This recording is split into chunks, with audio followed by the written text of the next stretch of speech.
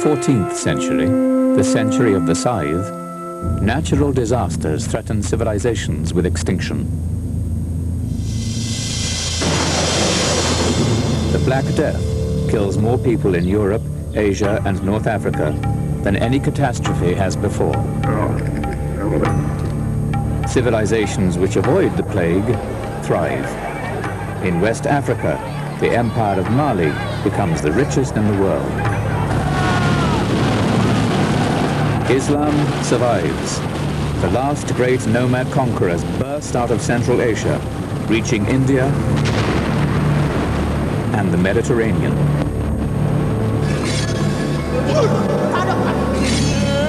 Trade flourishes in the Indian Ocean.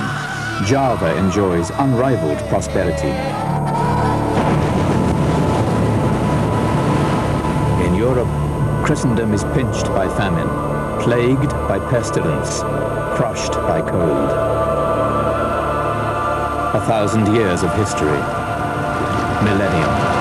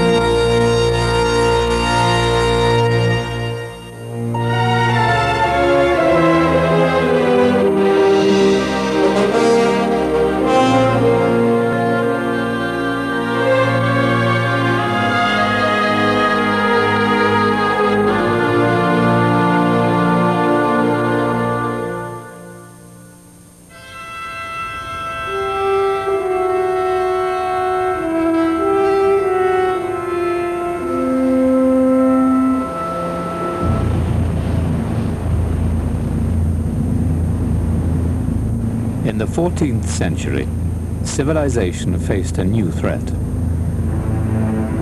The Black Death, the deadliest of plagues, scythed through millions of lives across Asia and Europe. In 1347, it reached North Africa and Egypt. Cairo's poets described its arrival. Al-Salah al-Safadi was one voice among the graves. في طاعون سنة 749 وإنما عاقبة العوائق. There is no possible refuge from the plague. وهو أمر هذا الوباء. We have all been hit. وما بلغكم عنه من أنباء. The disease dwells in the chest and melts the liver. وغم النفوس وأذاب الأكباد. It reached Egypt this year. وفد مصر في أول هذه السنة. It made people lose their senses and their balance.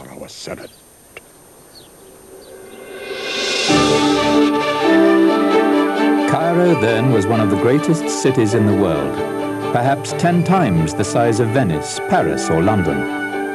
A Muslim pilgrim described Cairo at its peak. Mother of cities, mistress of broad provinces and fruitful lands, boundless in multitude of buildings, without equal in beauty and splendor.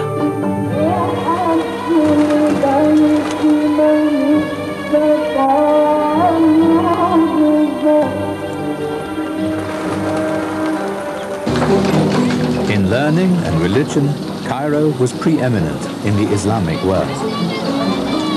The meeting place of those who come and go, She surges with folk and is of generous soil and the abundance of bread. No common town is Cairo.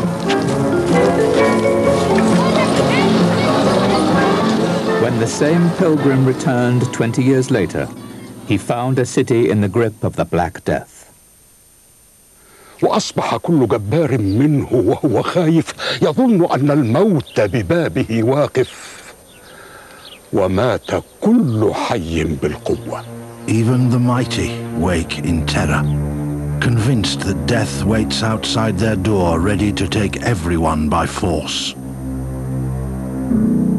The plague has spread fear and misery in the hearts of women. It has raised high the flag of death and broken into every home like a wild bunch of thieves. Many have sought refuge in God and taken heed of the prophet's words. If you rise in the morning, do not count on being alive by nightfall. 20,000 people a day, it was said, died in Cairo. Their bodies were piled in mosques, shops, and on the streets. In all, 200,000 were killed by the plague, a third of the inhabitants. The city never quite recovered its former greatness. دارت من الطاعون كأس الفناء فالنفس من سكرته طافحة. The plague has offered us the wine glass of total extinction, and my soul is as drunk as could be. God has not just subdued Egypt, he has made her crawl on her knees. People's souls have become so cheap that they can be bought for nothing more than a single grain. بحبتي.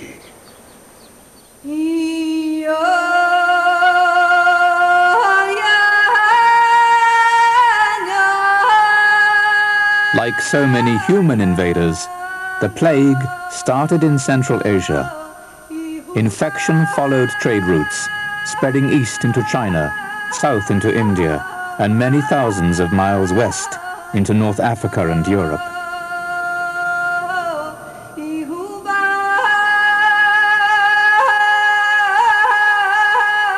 Images of fear and death remind us of the horror felt by the sufferers and survivors. The mortality in Siena began in May. The people swelled beneath the armpits and in their groins and fell over while talking. And so they died. Great pits were dug. I, Agnolo di Tura, buried my 5 children with my own hands. So many died that all believed it was the end of the world.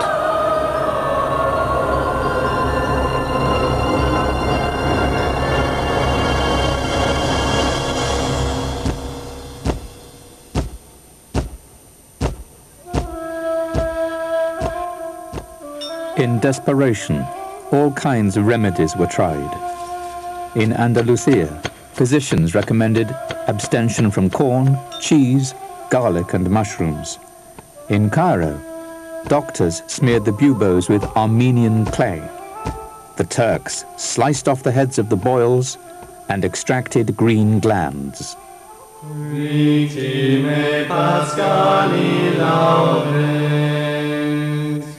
But in Christendom, the most widely prescribed remedy was penance.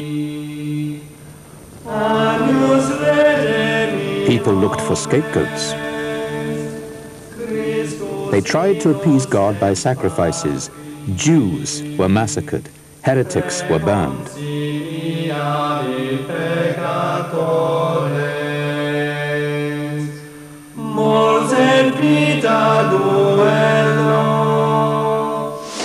When they stopped blaming Jews, they blamed themselves, recognizing the plague as a scourge sent by God.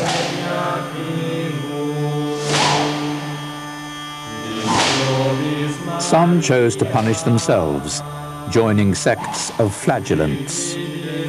They wore a hood and carried a whip with 3 thongs. Each had a knot in it with something sharp like a needle.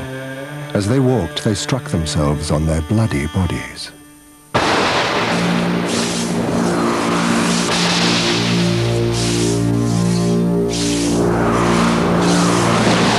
No one really knows how many died from the Black Death. Some say that half of Europe's population was scythed down. A Muslim historian reflected, civilization shrank, villages and palaces were deserted, tribes and dynasties were expunged. It was as if the voice of existence had called for oblivion, and the world had responded to the call.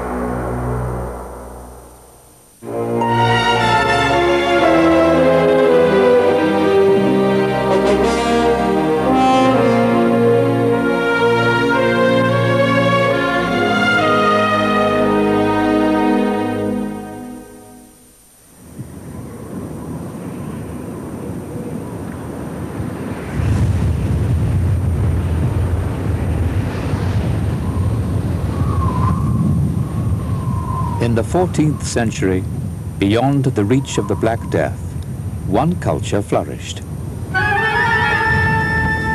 In West Africa, a remote kingdom controlled most of the Western world's gold.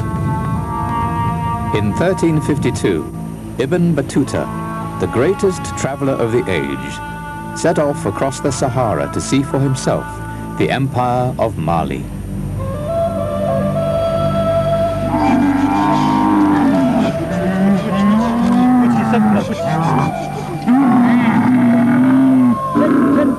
He crossed the desert with a salt caravan.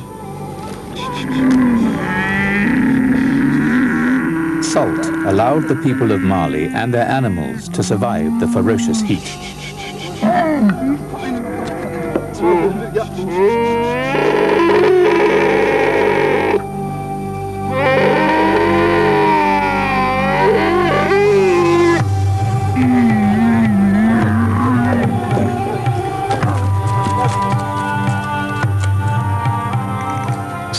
Dug out of the ground in huge slabs. Camel trains arrive and carry it away. The Malians exchange salt for money, as we would exchange gold and silver.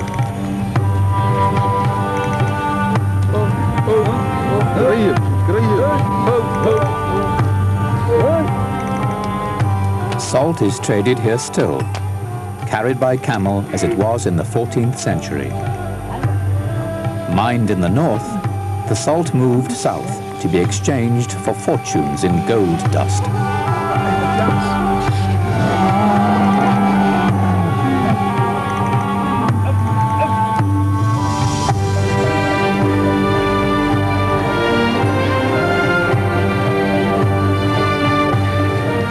Merchants came to Mali from all points of the horizon.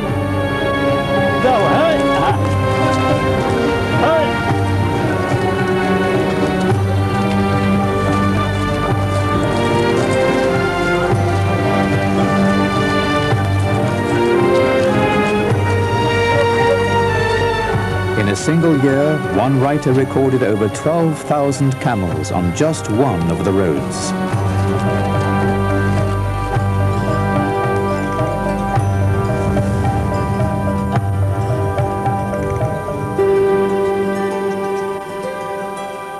Once in Mali, Ibn Battuta traveled on its main highway, the River Niger.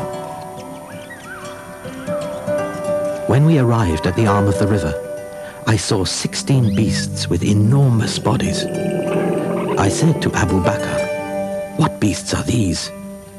And he said, "These are horses of the river, hippopotami." The boatmen feared them and came in close to the shore so as not to be drowned by them.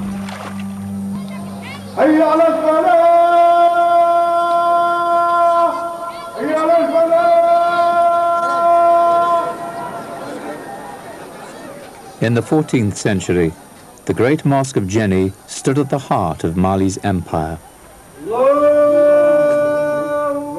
Here, Ibn Battuta found familiar ways of life and routines of prayer. Malian cities like Timbuktu and Jenny were famed throughout throughout the Muslim world.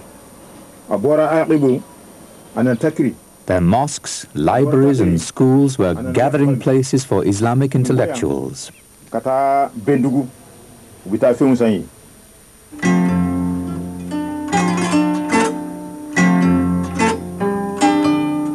Their texts were adorned with the source of Mali's wealth, gold.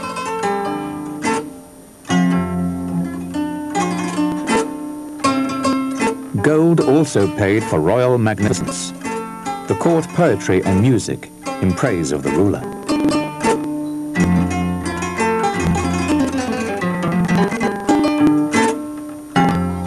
They are the most humble of men before their king. When he calls on them, the man invited takes off his clothes and wears patched clothes, takes off his turban and puts on a dirty cap. He advances in humility like a beggar. He hits the ground with his elbows. He hits it hard.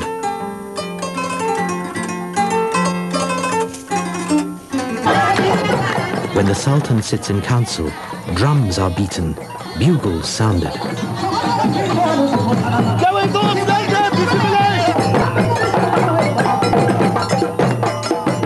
In Mali today, people still celebrate the great 14th century king, Mansa Musa.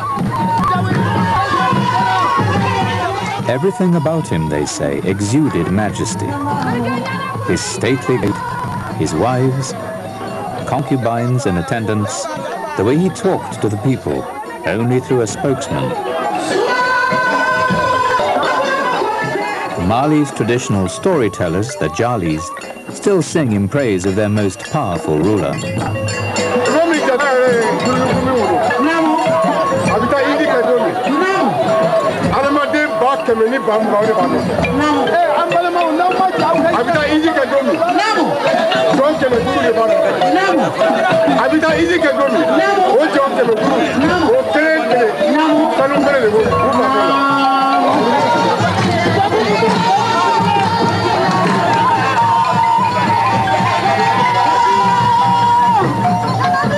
Mali's wealth paid for an army and military expansion. The strength of the Mansa's army was cavalry. Mali's mounted soldiery survive still in terracotta. Heavy-lidded aristocrats with protuberant lips and up-tilted heads, crowned with crested helmets, ride on elaborately bridled horses.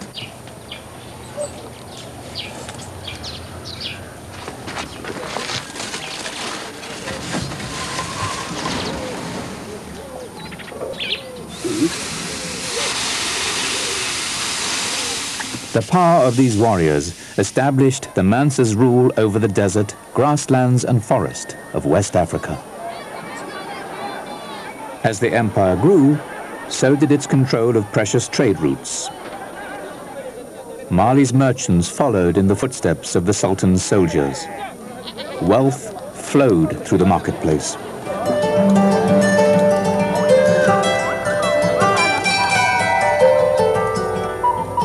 In the markets of the south, Ibn Battuta saw the gold he'd been looking for.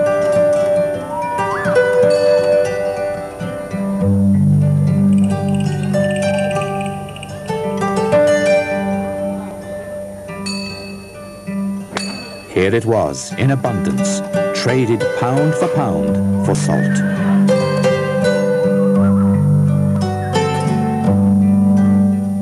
But the Malians kept the source of their gold a closely guarded secret.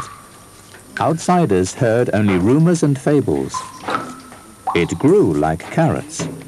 It was brought up by ants in the form of nuggets. It was mined by naked men who lived in holes. Probably the real place of origin was the upper reaches of the Niger, as it is today.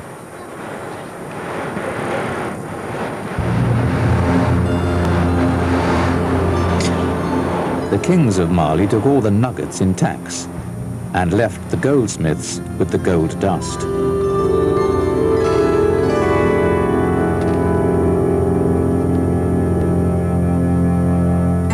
Legends of Mansa Musa's wealth became so well known in Europe that when the king was depicted in the most famous map of the age, the Catalan Atlas, he was holding a gold nugget.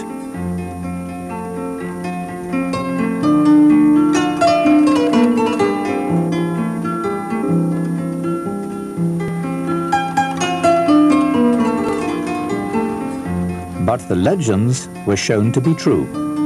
During Mansa Musa's pilgrimage to Mecca, his extravagance inflated the economies of the towns he visited. The passage of his caravan of gold was remembered for years.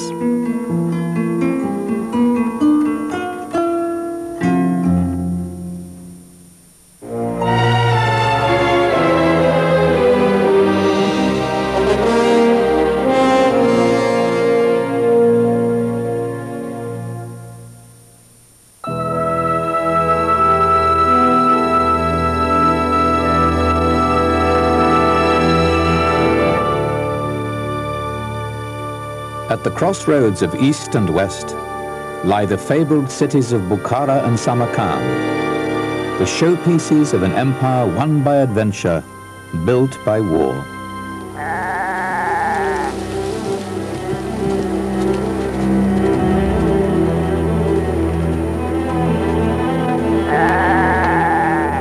From the same Central Asian steppes that bred the plague came a human predator, the last great nomad conqueror to take on the world, Timur.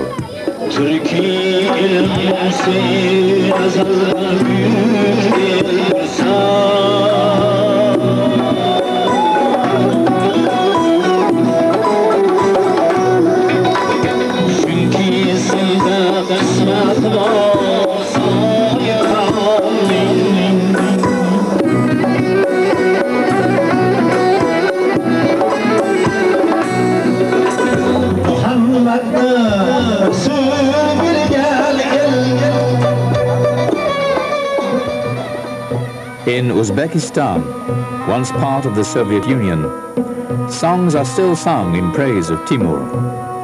He has become a symbol of might and prestige for this new nation. Adolatdadir degan shior bo'lgan. O'sha shior yozilgan Amir Temur degan ma'no mana bu yerda ham berilgan.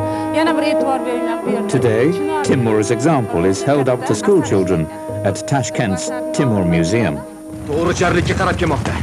Ularni to'xtatib qolmasak shuncha ot bekorga nobud bo'ladi. He has become an Uzbek movie hero in a feature film that charts his rise to power.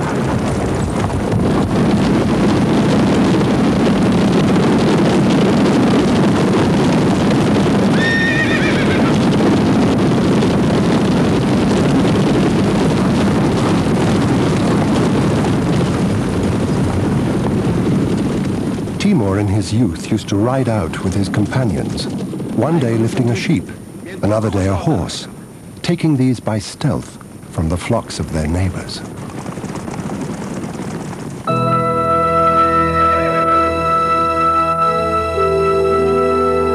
Within a few years, his group of rustlers had become an army, and Timur, eliminating all enemies, had become Lord of Samarkand. Claiming Mongol descent, he aspired to rival Genghis Khan. He saw himself as the champion of Islam, a conqueror.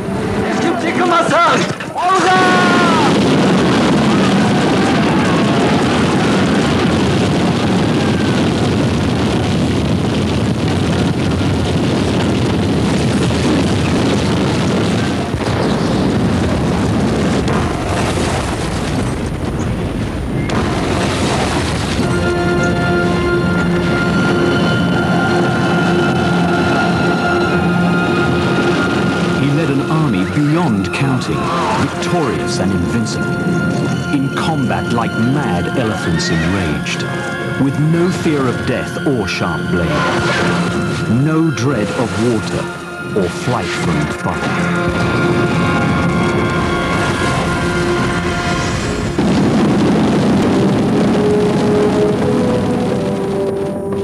Through terror and slaughter, Timur fulfilled his self-proclaimed destiny. As there is only one God in heaven, so there should be only one king on earth. Loyal and devout, the army of nations which Timur led turned the world upside down from the Indian Ocean to the Mediterranean.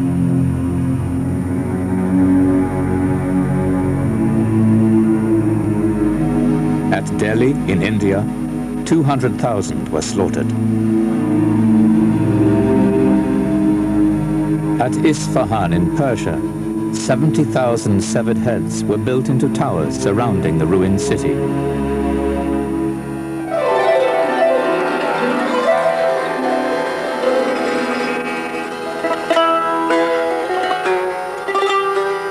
But Timur was a patron of the arts, a builder as well as a destroyer.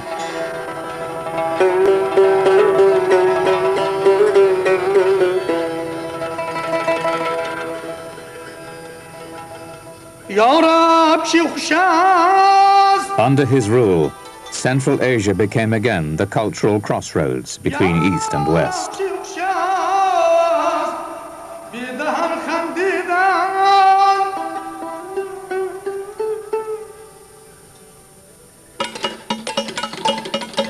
Trade has been fostered by Timur to make his capital the noblest of cities. During all his conquests, he carried off the best men of the population to people Samarkand, bringing together the master craftsmen of all the nations.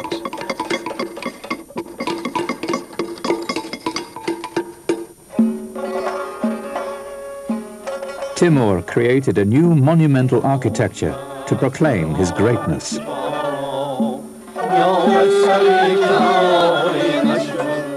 When a Spanish envoy reached Samarkand, he saw the city transformed.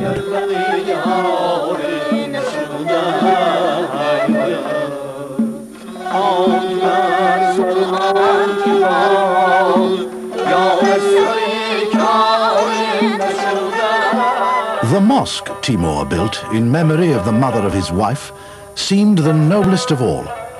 But no sooner had it been completed than he found fault with its entrance gateway, saying it must immediately be pulled down. Every morning he had himself brought in his litter to the palace and would stay there, urging on the work.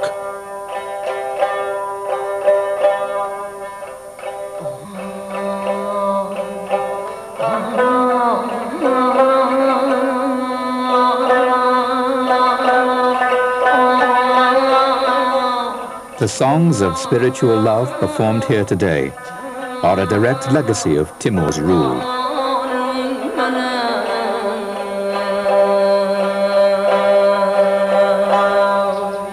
From a young age, Timur allied himself with the holy men in his country.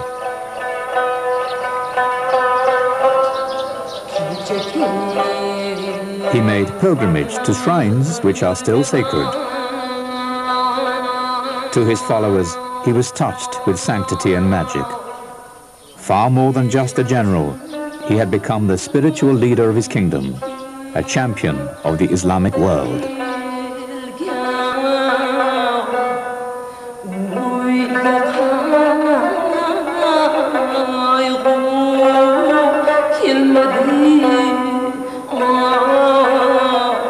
This fast-growing civilization was empowered by ferocity and by piety. The nomadic hordes of Asia had again been converted into the soldiers of Islam.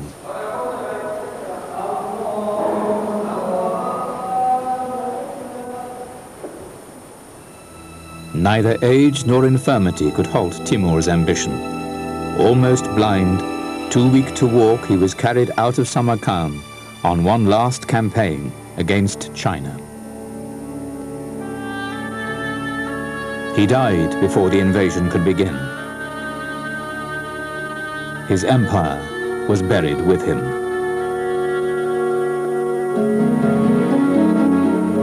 But his mausoleum remains a place of homage. Timur's vision endured, firing the artistic and religious culture of Central Asia.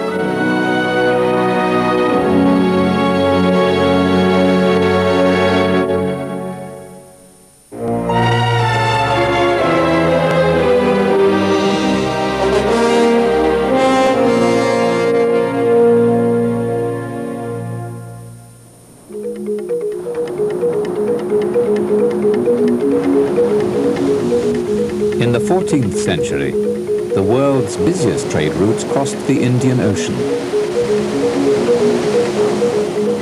While the Atlantic and Pacific Oceans still represented barriers to sailors, the monsoons of the Indian Ocean provided swift crossings. The summer monsoons blew ships from the coast of Africa to India and the Spice Islands. There the ships idled in port, waiting for the winter monsoons to blow them back. At the eastern end of the ocean lay Java and the kingdom of Majapahit, an advanced naval state, the emporium of the world's spices.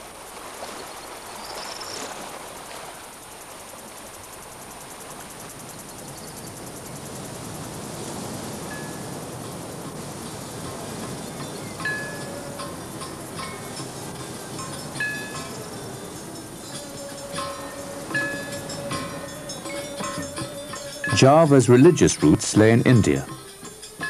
Buddhism and Hinduism had come from the subcontinent and mixed with the local Javanese traditions to create a cultural melting pot.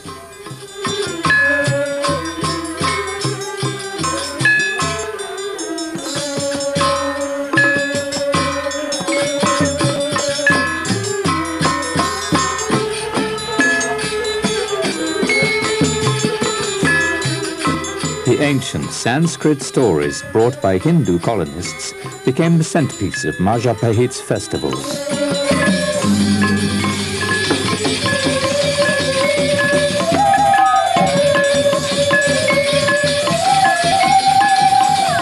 Today, the legacy and traditions of the Majapahit kingdom endure in the neighboring island of Bali.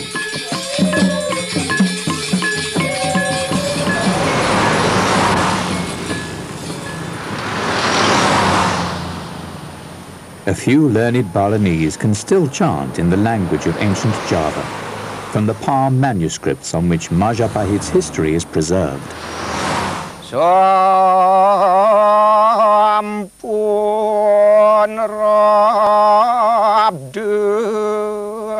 The greatest of all the kings of Majapahit was Hayan Wuruk.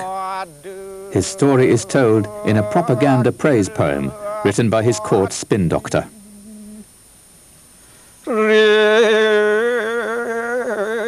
The king's rule over the land of Java has grown firmer and firmer, victorious over other regions.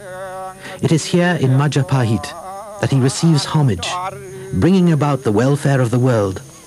In vast numbers he has created rest houses, pious foundations and temples to bring happiness to others.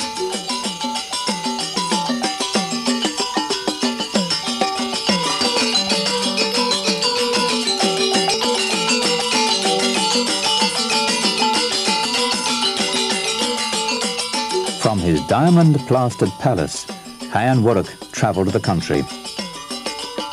He was escorted through the capital, attired in gold, to the music of tambourines and battle drums, conches and trumpets, to receive tribute from foreign courts.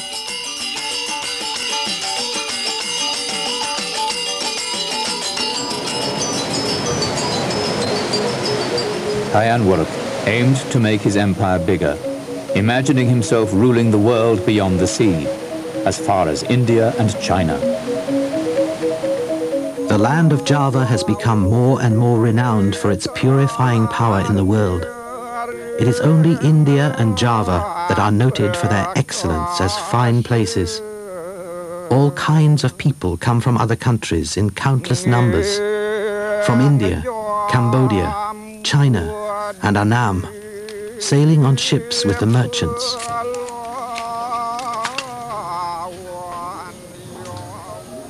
Monks and priests in particular, when they come, they are given food and are happy to stay. Hayan Wuruk's hospitality was legendary. The superior dishes arrived, the trays made of gold. Promptly those bringing them took up positions before the king. His food consisted of mutton, buffalo, poultry, venison, wild boar, bees, fish, duck, dog, donkey, worms and rats are forbidden, as well as frogs, which are thought very low.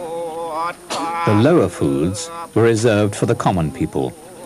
Majapahit was divided into castes, as Bali is still. Artistic performance was a way of entertaining and of honoring the gods.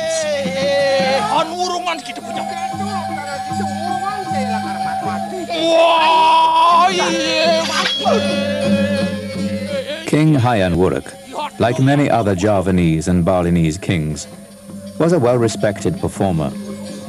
In his theatre of power, he portrayed himself as a living god. The king's song put them under a spell, like the cries of a peacock.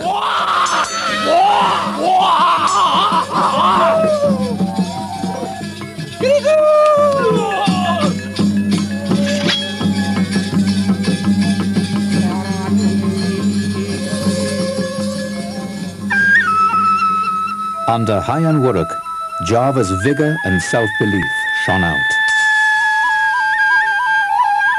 In a century when natural disasters disabled most great civilizations, protected by the ocean, the island prospered.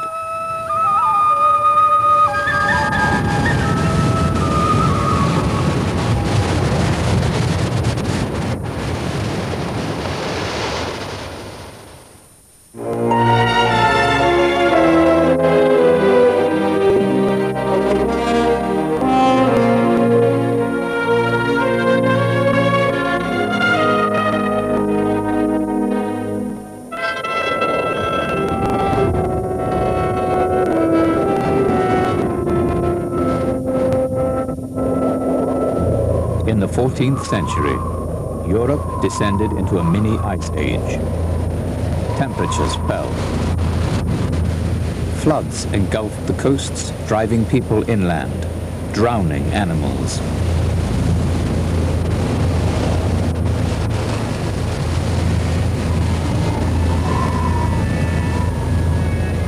Glaciers expanded, icebergs moved south. The northern seas grew treacherous. From Greenland to the Baltic, Christian colonists abandoned their homes and retreated south. Christendom shrank.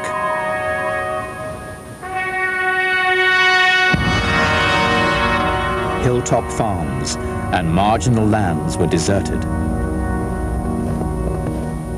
Exceptional winters devastated the poor.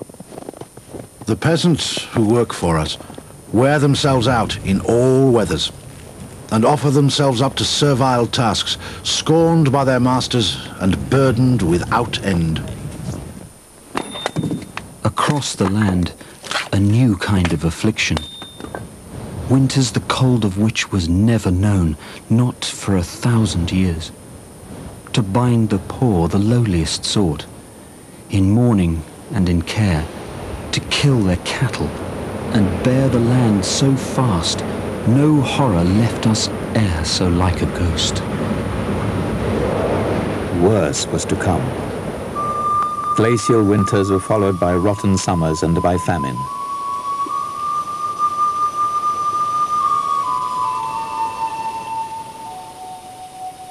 Across Europe, harvests failed.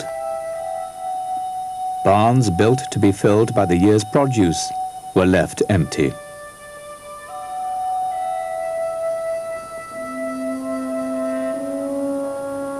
But this disaster was just a warning. The weather grew worse.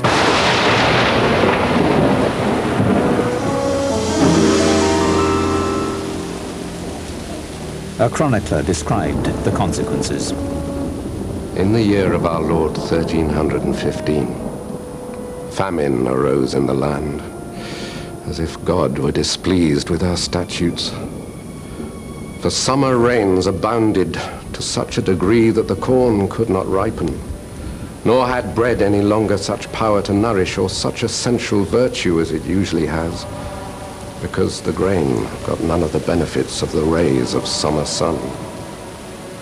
Therefore, as this hunger came to grip the whole land, mortality followed. Ordinary meats, indeed, any lawful to eat, grew too costly, Horseflesh was too pricey for some who stole fat dogs for meat. And, so many claimed, furtively in many places, men and women ate their little children, and even other peoples.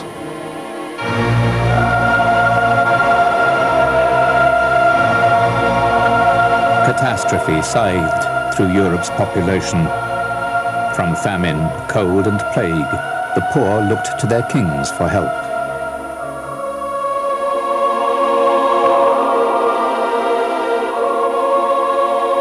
But the power of death served only to strengthen the power of the state. The kings rewarded the poor with oppressive laws and harsh taxes. The rich feasted, while the graves for the poor were filled. In England, the poor's despair was inflamed by the speeches of a dissident priest, John Ball.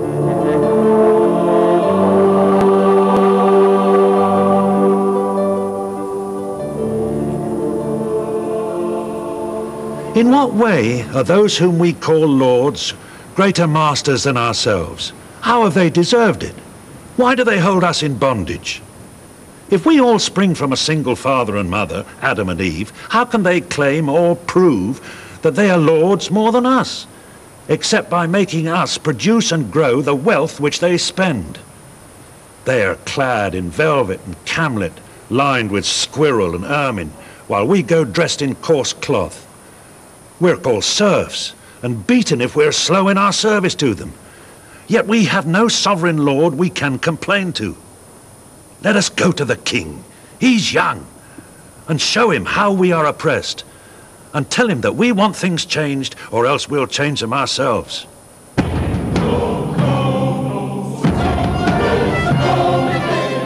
Across Europe, peasants mobilized into armies.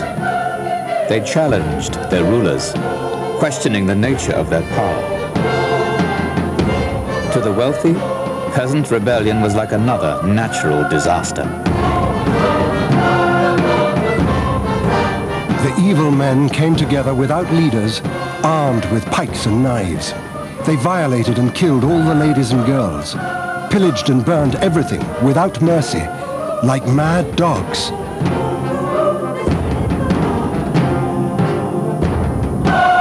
It was a pattern typical of the 14th century.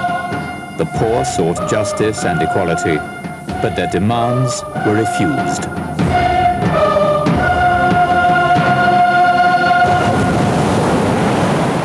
From a continent pounded and impoverished by disaster, Europeans were forced to look outward and seaward in the next century, the century of the sail.